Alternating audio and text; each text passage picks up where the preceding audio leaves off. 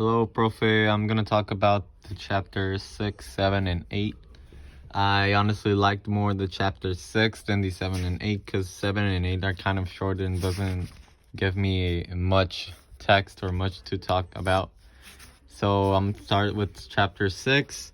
Basically, chapter 6 is it's about Juliet taking a trip to a place where they sell books, and she goes with Fan, but Fan then just leaves her on the place by herself, and she comes back to Harlow's house by herself on a bus.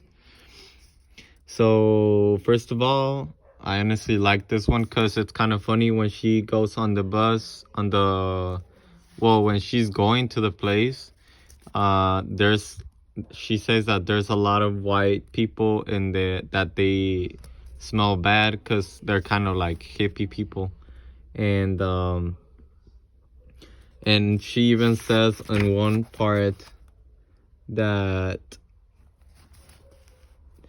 first of all, she gets used to, right here, I got used to the rawness of it, and I felt the smell in my brain as earthy. So she kind of she got used to the smell because she was too much time in the bus with them. And that's what the body does sometimes. Like, for example, when the body gets in cold water, let's say 2 minutes after, the body gets used to it. It's the same with the smell. And then on one part, it's nasty because she says that one of the girls, she saw like a hair popped out from under her arm, and basically that's what it is. On chapter 6, she kind of has there's a lot of people asking her about what pronouns does she go by, and if she's a queer or non-queer, trans, dyke, and or a Z. I honestly don't know what is a Z. And then she just she has a discussion with the Fan, and Fan leaves her by herself, and then she goes back on the bus to home, but she doesn't stop at home. She just goes with the bus to the last stop, and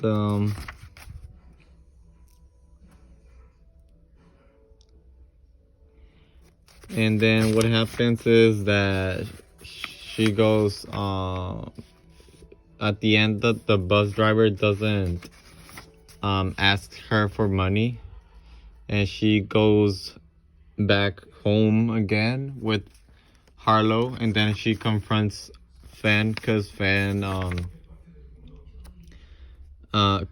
left her. But then when she talks with Fan, he kind of he and her kind of get the friendship together again, to say in some way. And that's basically chapter 6. Then chapter 7, it's kind of short, but chapter 7, it's about when she goes to a cafeteria, kind of like Starbucks or something, and